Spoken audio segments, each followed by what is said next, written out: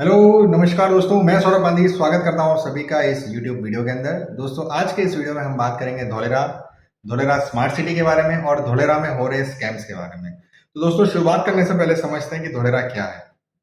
दोस्तों धोलेरा एक ऐसी सिटी है जो हमारे visionary leader prime minister mister Narendra Modi ji का ड्रीम प्रोजेक्ट है, ड्रीम प्लान सिटी है। Dholera is going to be India's number 1 in terms of size and the first greenfield smart city. आपने सही सुना दोस्तों, ये हिंदुस्तान की सबसे पहली ग्रीनफील्ड स्मार्ट सिटी होने वाली है जहां पे जीरो पोल्यूशन वाली कंपनीज को ही परमिशन होगी एग्जीक्यूशन करने की। और इस पूरी सिटी को अलग अलग जोन्स में डिवाइड किया है और बहुत ही सही तरीके से, बहुत ही अच्छी तरीके से सिटी को प्लान किया गया है। अब दोस्तों यहाँ पर आने वाले 2 से 3 सालों के अंदर इंटरनेशनल कार्गो एयरपोर्ट बनने जा रहा है, उसके अंदर पैसेंजर एयरपोर्ट बनेगा, साथ ही साथ यहाँ पर इंटरनेशनल पोर्ट भी बनने जा रहा है।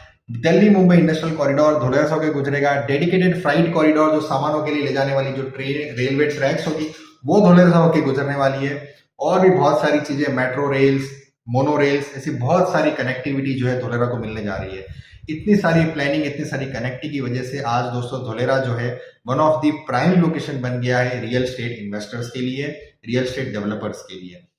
और धुलेरा में इन्वेस्ट भी करना चाहिए क्योंकि ये बहुत ही तेजी से ग्रो कर रहा है।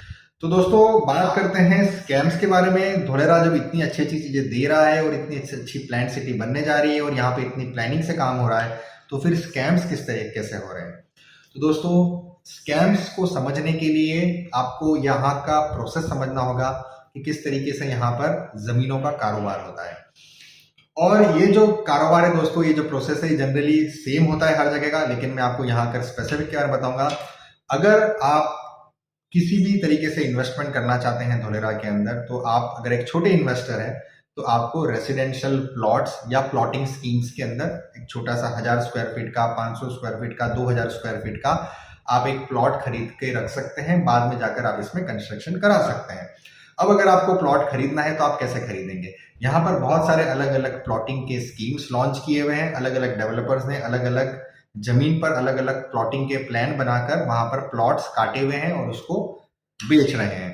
तो आप उन्हीं में से किसी एक प्लॉट को जाकर खरीदेंगे, तब जाकर आप कहेंगे कि मैंने धुलेरा में इतने स्क्वायर फीट का एक प्लॉट खरीदा है। अब यहाँ पर आपके साथ में स्कैम कैसे होता है दोस्तों। स्कैम सिर्फ और सिर्फ तभी होता है जब आप जिस प्रॉपर्टी के, जिस डेवलपर के यहाँ पे प्लॉट खरीद रहे हैं उसके पूरे पेपर्स आप जब चेक नहीं करते और ब्लाइंडली उस पर भरोसा कर लेते हैं, या फिर जब आप पूरा पेमेंट कर देते हैं और उसकी रजिस्ट्री आप नहीं करवाते, तब जाकर आपको इसमें फ्रॉड होने के, स्कैम होने के चांसेस आपके बढ़ जाते हैं। तो ये प्रोसेस, ये पूरा जो चीज है यहाँ पर स्कैम होता कैसे है। सबसे पहले यहाँ पर दोस्तों जो डेवलपर है जिसको वहां पर अपना प्रोजेक्ट लॉन्च करना है, प्लॉटिंग स्कीम लॉन्च करनी है, उसको सबसे पहले वो जमीन खरीदनी होती है। और जमीन होती है वहां के लोकल किसान की, जिसको खेडूत कहते हैं।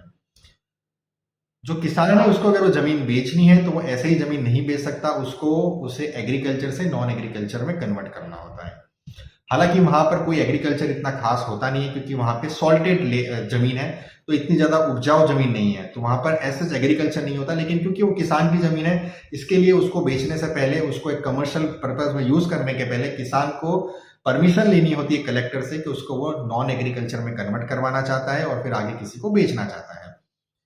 तो इस पूरे प्रोसेस के अंदर जब डेवलपर किसान से वो प्लॉट, वो जमीन खरीदने जाता है, तो उसके साथ में इस पूरे जमीन की एक वैल्यू डिसाइड होती है। मान लीजिए 1 करोड़ में डेवलपर उस किसान से जमीन खरीद रहा है। शुरुआत में एक मेमोरेंडम ऑफ अंडरस्टैंडिंग MOU बनता है, जिसमें ये लिखा होता है कि हम जो किसान है वो इस जमीन को नॉन एग्रीकल्चर से नॉन एग्रीकल्चर करवाकर उस डेवलपर को देगा। 3 से 6 महीने के अंदर वो डेवलपर जो है किसान को 3 से 6 महीने या एक स्पेसिफिक टाइम पीरियड के अंदर वो पूरा 1 करोड़ रुपया उसको पे कर देगा। अब यहां पर ये होता है किसान अपना प्रोसेस शुरू करता है। शुरू करने से पहले MOU जब साइन होती है तब 25% जो है किसान पैसा जो है डेवलपर से ले लेता है और जो डेवलपर है वो एक MOU साइन करवा लेता है। तो अब किसान जो है ये जमीन किसी और को नहीं बेच सकता क्योंकि किसान ने डेवलपर के साथ में MOU कर लिया है। तो अब यहाँ पर किसान जो है अपना MOU का प्रोसेस, अपना NA का प्रोसेस कंटिन्यू रखता है। साथ ही साथ जो डेवलपर है डेवलपर बहुत चालाक है, तो उसने क्या किया है, उसके पास में भी जेब में सिर्फ 25 लाख रुपए हैं, लेकिन उसने 1 करोड़ की जमीन खरीद ली। अब 25 लाख रुपए जेब में होकर उसने 1 करोड़ की जमीन खरीदी और उसकी प्लानिंग है इस जमीन से 2 करोड़ रुपए कमाने की। मतलब उस 1 करोड़ की जमीन को 2 करोड़ में बेचने की। अब ये कैसे होगा दोस्तों? सबसे पहले जो डेवलपर है वो किसान को 25 लाख रुपए देकर उस जमीन से एक एमओयू साइन करवा लिया, और अब बाकी का जो पैसा उसको देना है डेवलपर को, वो 6 से 8 महीने के अंदर देना है।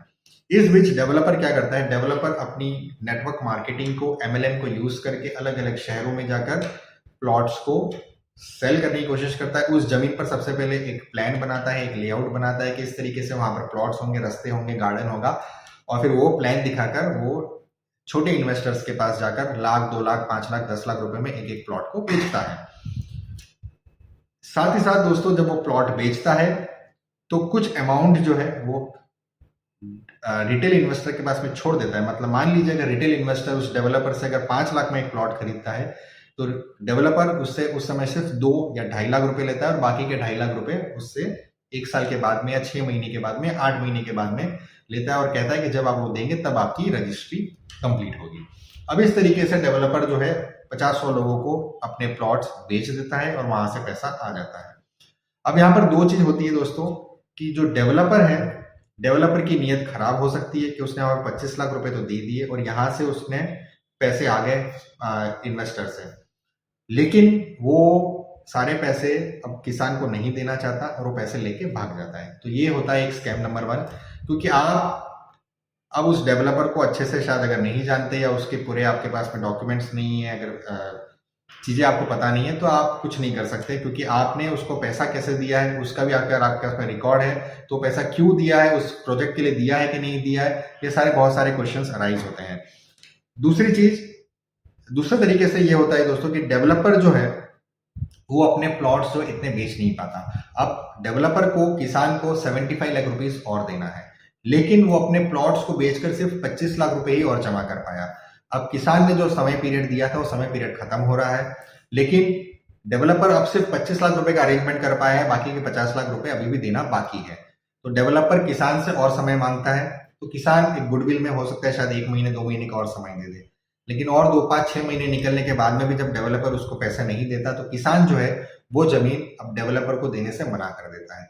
अब दोस्तों होता क्या है कि जब तक किसान जो है वो पूरा पैसा नहीं मिलेगा, किसान वो जमीन को डेवलपर के नाम पर नहीं करेगा, और डेवलपर के नाम पर जब तक वो जमीन नहीं होगी तब तक वो डेवलपर ने जो प्लान अपने इन्वेस्टर्स को दिखाया था वो प्लान को पास नहीं करवा सकता, क्योंकि वो जमीन अभी तक उसके नाम पर हुई नहीं है। अभी क्योंकि जमीन उसके नाम पर हुई नहीं है, तो वो उस प्लॉट के ऊपर, उस जमीन के ऊपर जो उसने प्रोजेक्ट प्लान बनाया है और जो प्लॉट्स एक रिटेल इन्वेस्टर को बेचा है, वो उसकी भी रजिस्ट्रेशन नहीं करवा सकता, क्योंकि वो जमीन एक्चुअली में उसके नाम पर हुई नहीं है अभी तक, और वो प्लान भी जो है अभी तक अप्रूव नहीं हुआ है। तो यहाँ पर ये पूरा स्कैम बन जाता है, और ये इस तरीके से पूरा स्कैम काम करता है। तो आप अगर धोलेरा में इन्वेस्ट करना चाहते हैं, किसी भी रेसिडेंशियल प्लॉट्स में अगर इन्वेस्ट करना चाहते हैं, तो आपको बिल्कुल करना चाहिए, क्योंकि Dholera is one of the best location, बहुत अट्रैक्टिव लोकेशन है और बहुत फ्रूटफुल लोकेशन है रियल एस्टेट के टर्म्स में। लेकिन अगर आप इन्वेस्ट करते हैं तो आप सबसे पहले एक सही डेवलपर को पकड़िए, या एक ऐसे आदमी को पकड़िए जो आपको सही डेवलपर के साथ मिलाए, पहली चीज। दूसरी चीज, आप अपने सारे उस डेवलपर के सारे डॉक्यूमेंट्स चेक करिए, जिस जमीन पर आपको प्लॉट दिया जा रहा है वो जमीन उसके नाम पर है या नहीं है। 7/12 करके एक पेपर होता है जिसपे नाम होता है, वो नाम उसके पास में है या नहीं है। दूसरा, वो जो प्लान आपको बता रहा है उस प्लॉट्स का, वो प्लान पास किया हुआ है कि नहीं किया हुआ है कलेक्टर के थ्रू, वो इंपॉर्टेंट है। और आप जिसको पैसा दे रहे हैं तो उसके पास में ऑथोरिटी है क्या आपके साथ में रजिस्ट्रेशन करने की। तो ये कुछ कुछ चीजें हैं, ये पॉइंट्स को आपको ध्यान देना चाहिए। ये सब सारी टिक्स अगर आपके क्लियर हो जाते हैं तो ही जाकर आपको किसी डेवलपर के साथ में इन्वेस्ट करना चाहिए। अदरवाइज बहुत सा बड़ी प्रोबेबिलिटी है कि आप किसी न किसी तरीके के स्कैम का एक हिस्सा बन जाए, और हो सकता है आपको फिर पैसा रिकवर करने में कुछ डिफिकल्टीज भी हो, या हो सकता है आपका पैसा रिकवर हो ही ना पाए। तो अपनी हार्ड अर्न मनी देने से पहले थोड़ा सा इन्वेस्टिगेशन जरूर कीजिए, और मैं कहूंगा कि आप पर्सनली पहले एक बार उस जगह पर जाके विजिट करिए जहां पर आप प्लॉट खरीदना चाहते हैं।